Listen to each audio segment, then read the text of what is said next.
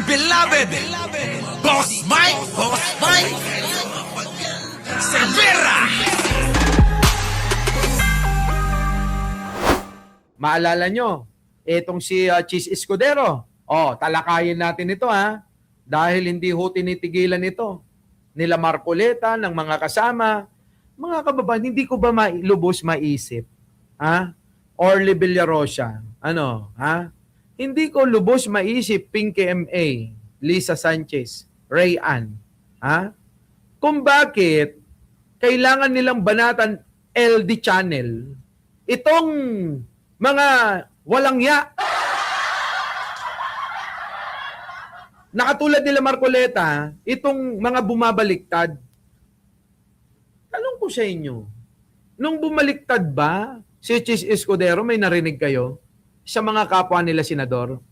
Tanong ko lang sa inyo nung bumaliktad, etong si Loren Legarda, may narinig ba kayo sa kapwa senador na sinisi? Itong sila Cheese Escudero, itong sila Loren Legarda, etong sila, mga kababayan, etong magkapatid na Villar, di ba wala? Walang sisihan. Kasi, demokrasya tayo, demokrasya tawag doon, na malaya kang mamili kung kanino ka papanig sa tingin mo na mas maigi at mas mapapabuti at magbibenepisyo ang bansa.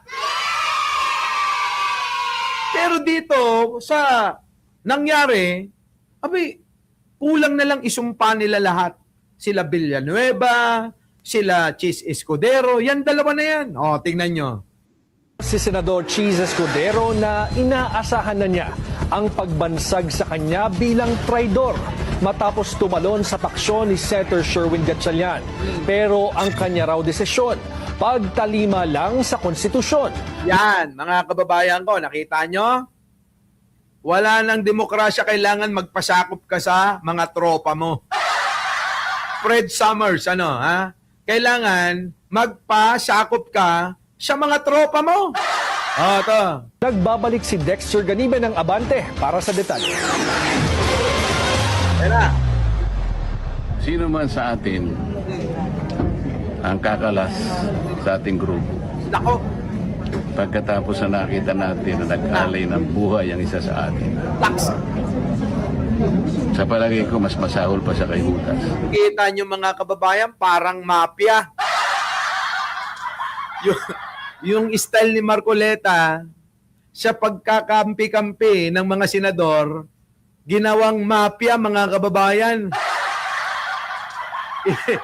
Ibang klase. Nakuha nyo, mga kababayan? Parang ginawa, inalintulad sa mafia na kailangan walang iwanan.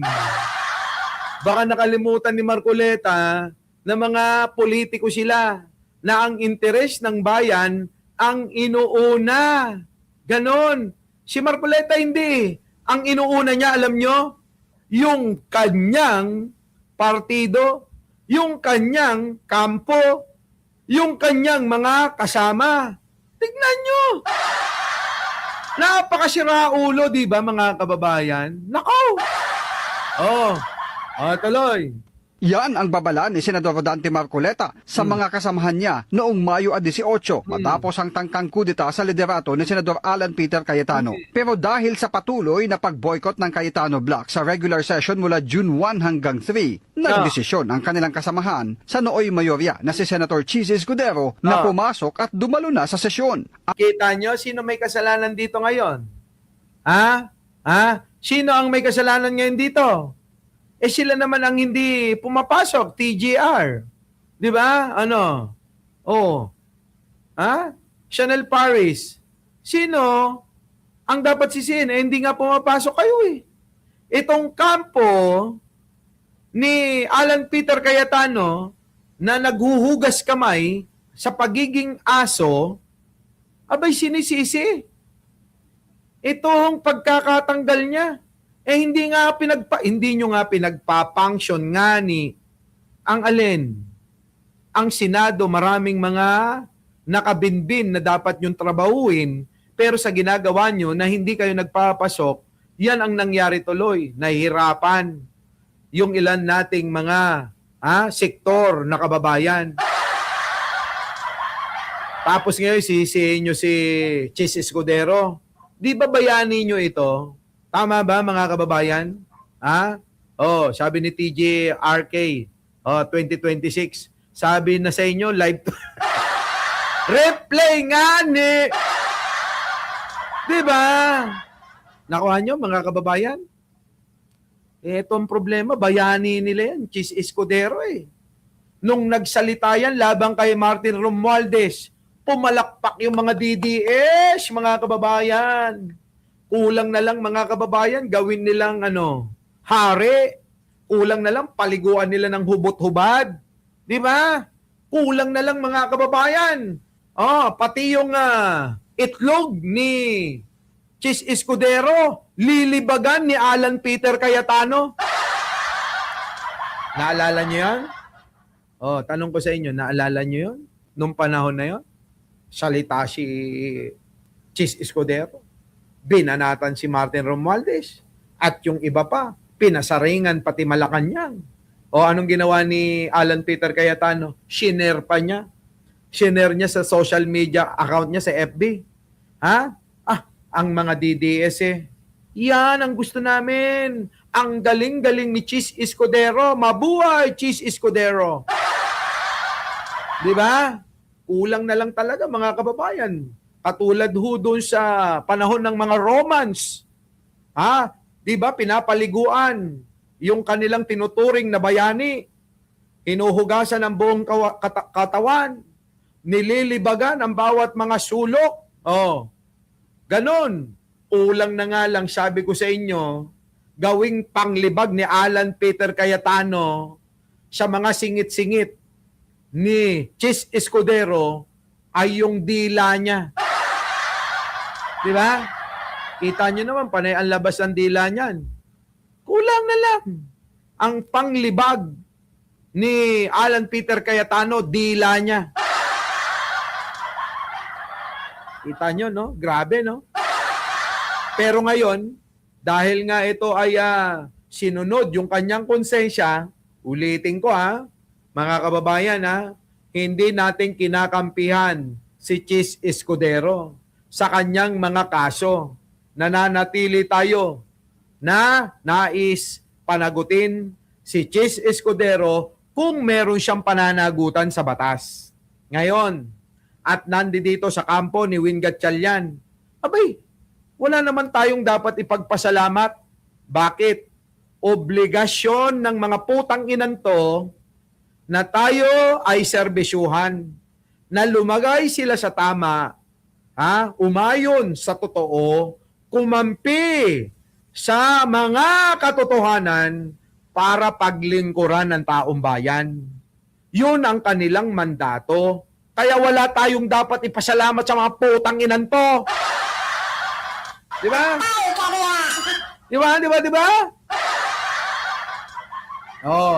So ngayon, mga kababayan, pakinggan natin At hindi lang siya dumalo, umanib pa sa Gatchalian Block para mabuo ang quorum at matuloy ang huling sesyon ng Senado para sa first regular session ng 20th Congress. Yan. Say ni Cheese, Nagpasya ako na itigil na yung kawalan ng sesyon sa Senado. Nagpasya ako na hindi pwede magpatuloy na walang sesyon ng Senado dahil nakasaad din sa saligang batas. Hindi pwedeng mag-adjourn ang Senado ng sosobra sa 3 araw nang hindi nagpapaalam sa kabilang kamara. kung hindi pa raw nakapagsesyon ang Senado noong June 3, malalabag na ng Senado ang nasabing probisyon sa saligang batas. Nang tanungin si Escudero sa isyu ng posibleng pagbansag sa kanya ng mga dating kasamahan bilang traidor, iginiit niya na ang kanyang aksyon ay para sa trabaho ng isang senador at bahagi ito ng serbisyo publiko. Correct. Yun naman ang gusto kong katwiran, mga kababayan. 'Di ba? Sali ba nga islap Addictus Rex. Mandato nila 'yun eh. Obligasyon nila sa taong bayan 'yun eh. 'Di ba? Na dapat nilang gawin eh. Ang problema nga kasi, ito hong kampo ni Alan Peter Cayetano at ni Marcoleta, ang gusto nila gawin nilang mafia ang Senado, maging sunod-sunuran sa kanila. Kulang na lang, alam nyo, mag-blood compact itong grupo ni Alan Peter Cayetano.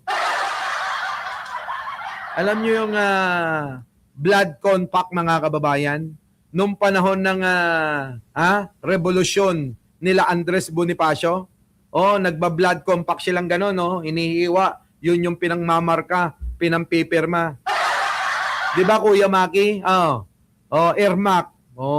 Ganun ang gusto nila na kailangan style mafia. Sandugo ng KKK. Yan. Sandugo naman ito ng kalbo, kalnot, at panot. Expected naman daw kung gano'n ang mangyari. Kasama yun siguro, pero ang tatawag sa yung traidor, yung hindi sumasang-ayon sa'yo.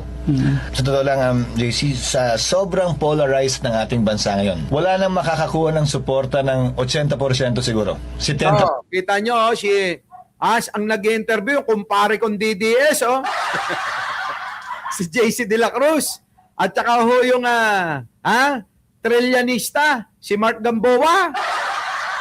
Ini-interview si Ichis Escudero. O baka 60%. Maswerte ka na kung may posisyon ka at 55% sumama sa'yo.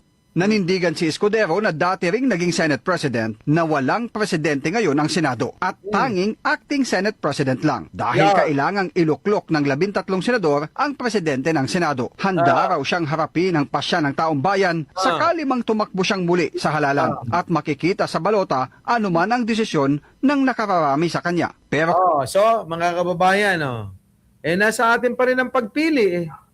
Di ba, Priscilla Ramasamy? Nasa atin pa rin ang pagpili. Nasa atin pa rin ang desisyon. Nasa ating mga kamay at ballpen kung saan natin dadalhin ang pagtantos. Sa pangalan ba ni Chis Escudero o pangalan ni Atty. Claire Castro? Diba?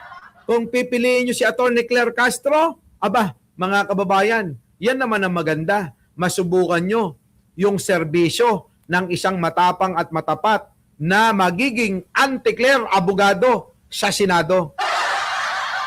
Di ba, mga kababayan ko? Yan yun tuloy. kung magdesisyon siyang hindi nalalahok pa sa eleksyon, mananatiling nakabitin kung suportado ba siya ng nakararami sa kanyang naging pasya noong Hunyo 3 na tumalon at umanib sa paksyon ni Gatchalian. Mga kababayan, sa akin normal lang yan. Di ba, no? Yung mga baliktaran, noon pa yan, mga kababayan, nangyayari na yan. Alam nyo ba? Noon pa yan. Panahon pa ng kopong-kopong, mga kababayan, nangyayari na huyang baliktaran na yan, example, mga kababayan. Example, si Digong. Yung baliktarin din yung hayop na yan, Baka akala nyo, si Digong mismo, baliktarin. Baka akala nyo. Sino ang hindi nakakaalam na baliktarin niya si Digong?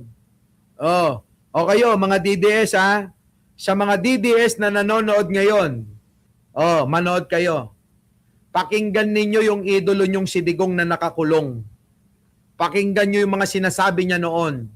Alalahanin natin. Kasi malaking bagay sa pagpapaliwanag at pagsasalarawan ng isang tao, yung pong mga nakaraan. Nakuha nyo, mga kababayan ko? Ulitin natin dahan-dahan, Boss Mike, hindi naiintindihan ng mga DDS. Malaking bagay ang pagpapakita, pagpapanariwa ng nakaraan para sa pagsasalarawan ng isang tao na ngayon, mga kababayan, ay hinahangaan pa rin kahit na iba yung mga sinasabi niya noon kumpara na ngayon. Maliwanag Arnold Lopez, maliwanag. Catherine Galpo, maliwanag tayo mga kababayan. Eto, pakinggan nyo. Mga DDS, para sa inyo to. Pakinggan nyo maigi. Na presidente dumaan, Marcos. Yung biyayang dagat niya, pati yung Masagana 99, that was the time na hindi tayo nag-import talaga ng pagkain, sitang. Sabi ko na, hindi ko kaya itong corruption. Kasi baskin saang, if there's a table, if there's a single chair there, meron talaga yan. As the papers go back and forth inward, that is why nawalaan ako ng tiwala sa bureaucracy. Kaya sabi ko nawalaan ako ng gana. At sabi ko, nagsisi ako. Kasi akala ko, within the constitutional powers na binigay sa akin, kaya ko. But truth to tell, kung araw-araw na lang, pati every table, dito sa Pilipinas, ganon, hindi ko talaga mahabol. Kaya ko. Pero sa batas na ito, Constitution, even if you give me 20 years, I cannot do it. Nakita nyo mga kababayan ko? Ano sabi ni Digong noong nangangampanya itong putang inan to? Sabi niya within 3 to 6 months, uubusin niya ang korupsyon. Pahihinturin ang korupsyon. Within 3 to 6 months, uubusin natin ang droga. Putang ina, biglang nung matatapos na yung kanyang termino. Oh, sa ano sabi niya? Kahit bigyan nyo ako ng 20 taon, hindi ko kakayanin na masolusyonan tong problema na to. Putang ina mo. Paano hindi niya masusolusyonan? Sila yung nagnanakaw ng nagnanakaw. Tapos, siya pa yung magsasabi na weak leader ang Pangulong Bongbong. Nakita niyo kagaguhan nito? Tapos, maghanap kayo ng Marcos, sabing ganon. Yung mga tao, palakpakan yung mga DDS, uto-uto eh. Di ba? Ano nangyari? Kung bakit puring-puri ni Duterte ang mga Marcos noon at biglang bumaliktad ang putang inan to? My God.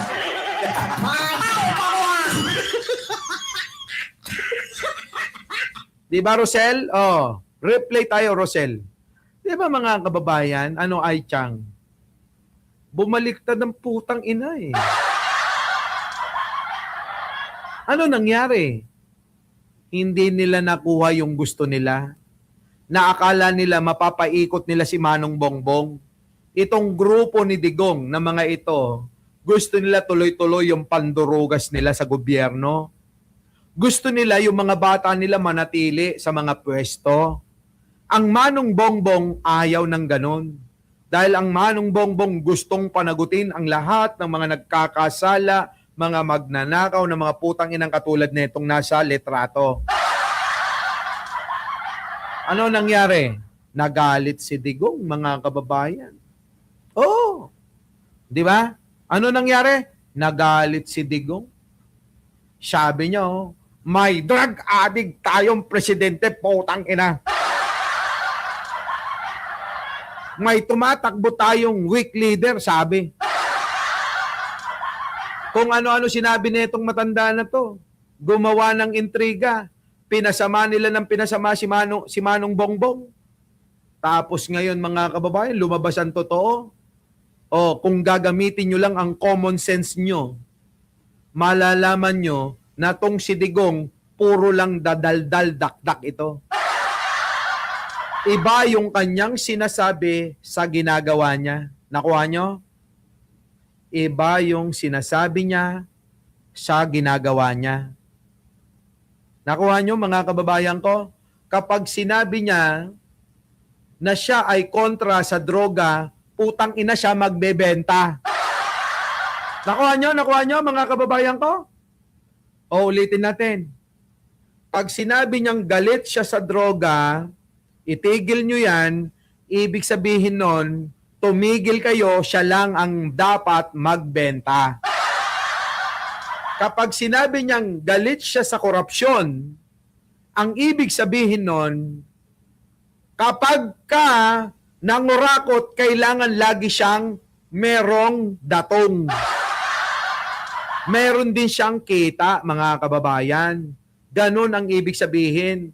Galit ako sa korupsyon. Within 3 to 6 months, kailangan maubos na yan. Yung mga banat na ganon, mga kababayan, malabo yun. Hindi totoo yun, mga kababayan. Puro kalokohan yun. Diba? O, ano nangyari mga kababayan? O, eto ngayon ang ending. Ang sabi ni Digong, sorry, hindi ko kaya pala na tapusin at labanan ang korupsyon kahit nabigyan nyo ako ng 20 years pa, di ba? Ano? Hindi ko magagawa. Maghanap kayo, eka, ng Marcos. At sinunod naman ng mga uto-uto, binoto naman si Pangulong Bongbong Marcos. Siyempre, binoto natin dahil naniniwala tayo, hindi kay Digong naniniwala tayo sa kakayanan ni Pangulong Bongbong. Sinuportahan natin si Pangulong Bongbong ngayon. Tama? At ngayon, galit na galit ang mga DDS na mga putang ina. Hindi ba kayo nagtataka? Yung mga galit na galit, sila Roque, sila Maharlika, sila Sara Duterte, marami dyan mga kababayan. Ang sinisigaw nung eleksyon 2022, Bongbong Marcos lang. Di ba mga tanga? Tang-ina nyo, kinampanya nyo yan. Tapos ngayon kayo yung mga, salita na salita, na tang-ina nyo. Diba? Wala na kayong magagawa. Sabi nga namin dito, ang Pangulong Bongbong Marcos, siya na ang itinakdang maging presidente hanggang 2028. Wala na kayong magagawa ron. Dahil masasama kayong mga tao, ginulo nyo ng ginulo ang gobyerno ni Manong Bongbong na ngayon nahihirapan yung mga tao na imbis na tuloy-tuloy makagawa ng serbisyo, mapanagot yung mga totoong mga magnanakaw sa gobyerno, kayo yung kumukontra. Imbis na tulungan nyo siya, siya pa yung dinidikdik ninyo, siya pa yung tinuturo nyo, kahit na marami nang nakukulong, kahit marami nang naipakulong. Di sana yung mga naipakulong nagsalita na, sana sabihin ni Jinggoy Estrada, Mr. President, di ba parehas tayong dalawa? Meron bang ganon? Wala. Sino ang mga mga nagsasangkot kay Pangulong Bongbong? Yung mga alipores ni Digong. Paano nyo paniniwalaan yung mga putang inang mga bayaran na alipores ni Digong? Mahirap pagkatiwalaan dahil hindi naman sila para sa bayan. Tanungin nyo kung ano na naitulong sa bayan ng mga putang inang yan. Nakagawa na ba kayo ng kabutihan? Wala pa rin. Kasi binobola nila, niloloko nila yung taong bayan sa pamamagitan ng mga pagsasalita nila na minana nila kay Digong. Grabe, no, mga kababayan, Grabe.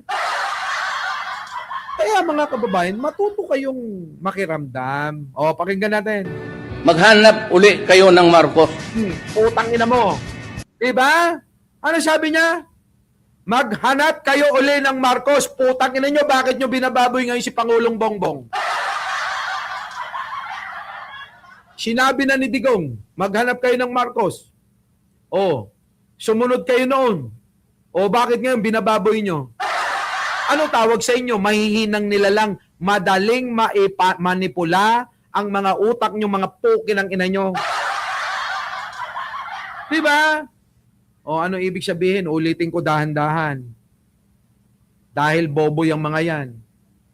Ang ibig sabihin nun, nung sinabi ni Digong na maghanap kayo uli ng Marcos, sumunod kayo, di ba? O kami hindi. Bakit? Dahil si Bongbong Marcos, si President Bongbong Marcos na talaga noong pang gusto naming iluklok bilang presidente, matagal na. Dahil kayo, mga utu-utu kayo kay Digong, naghanap kayo ng mga Marcos. Binoto nyo si Pangulong Bongbong. Eto isang malaki na patunay na bubot mga tanga kayo na madaling mainipula yung inyong mga utak, yung mga isip nyo. Ano sabi ni Digong? May drug addict tayong presidente, putang ina. Naniwala kayo, di ba? Naniwala kayo. Ayun, nagalit kayo kay Pangulong Bongbong. Pero yung sinasabi ni Digong na drug addict si Pangulo, hindi lang ninyo sinakyan, ginawa ninyo pangbabasyan. Lahat na lang, araw-araw, maririnig mo lang sa mga bunganga nyo, dahil mga uto-uto kayo, bangag, adik, ganon. Hindi na kayo nag-isip para sa sarili ninyo. Hindi na kayo nag-research para sa sarili ninyo. Hindi nyo na kinumpara yung mga pangyayari noon at ngayon para sa sarili nyo. Bakit? Kasi yung mga utak ninyong gamunggo, inasa nyo na lang sa kampo ni Digong na magdesisyon.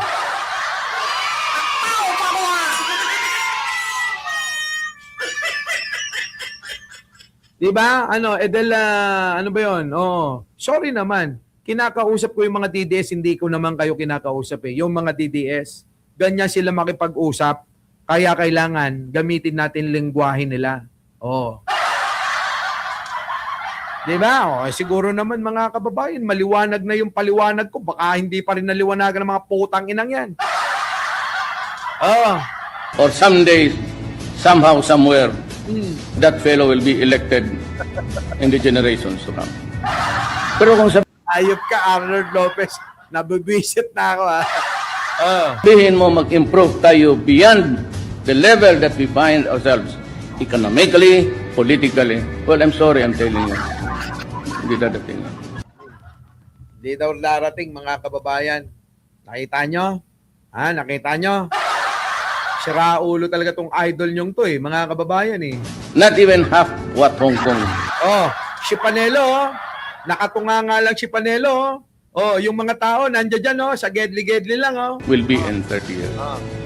Sobra kasi ang, I don't know, but the Constitution that I'm not trying to criticize. Bongbong. Ah! Di ba? Sira ulo mo. Ayan, oh, tinawag pa si Manong Bongbong, oh. Oh, yan, mga kababayan ko. Kaya sabi ko sa inyo, matuto kayo na mag-suri. Hindi lang lamong kayo ng lamon ng binabalita sa inyo. Eh, ang problema, lamong kayo ng lamon ng binabalita sa inyo. Hindi nyo ginagamit yung mga utak nyo. Maliligaw kayo. Kaya maraming naligaw ng mga DDS. Dahil hindi na natuto na manaliksik. Hindi na nila sinaliksik ang katotohanan. Basta na lang kung ano yung sinabi ni Duterte, mga kababayan, yun na yung pinaniniwalaan nila eh. Wala na hong iba. Hindi na sila nagsasaliksik katulad natin mga kababayan eh. Eh sabihin ko sa inyo, kailanman hindi tayo naniwala dyan kay Duterte. Paano natin paniniwalaan niya si Duterte mga kababayan? Sige nga. Puro katarantaduhan lang ho yung ginagawa. Di ba? Oh. O gusto nyo? O eto pa. Para sabihin ko na ang lakad ni Duterte, lakad din ng anak. Ayan o, mga kababayan o. Ang dapat maging presidente, mababait, masipag, higit sa lahat, hindi magnanakaw, hindi corrupt. Love you, BBM. I love you, BBM. Sa pa? BBM, ang dapat maging presidente, mababait, masipag, higit sa lahat, hindi magnanakaw, hindi corrupt. Love you, BBM. I love you, BBM. Pareha silang mag-ama. Na presidente dumaan, Marcos. Kita nyo? Ulit. Pinaka-the best na presidente dumaan, Marcos. Kita nyo mga kababayan ko ha? Manaliksik kayo. Huwag niyong paganahin yung mga utak ninyo na doon na lang kayo sa mga pinapakinggan yung mga nang uuto sa inyo. Mga nagmamanipula ng mga utak nyo. Tandaan nyo, Pilipino kayo, tao kayo. May sariling pagpapasya, may sariling isip, may sariling puso. Tapos gaganyan-ganyan kayo. Ewan ko, dogmal kayo kaya. Di ba? Laban tapos sabay bawi. Ay, nako. Wala, mga kababayan, ayan, Pinaka-the best na presidente dumaan, Marcos. Yung mga DDS yay! Yay! Gumaganong-ganong pa mga putang ina nyo. Tapos Sara naman, mag-ama yan eh. ang dapat maging presidente. Oo. Mababait, masipag, higit sa lahat, hindi magnanakaw, hindi corrupt. Love you, BBM. I love you, BBM. Ang sarap talaga sa tenga, no? Di ba? Oh, sarap sa tenga, no, mga kababayan ko. Our beloved Boss Mike, Boss Mike.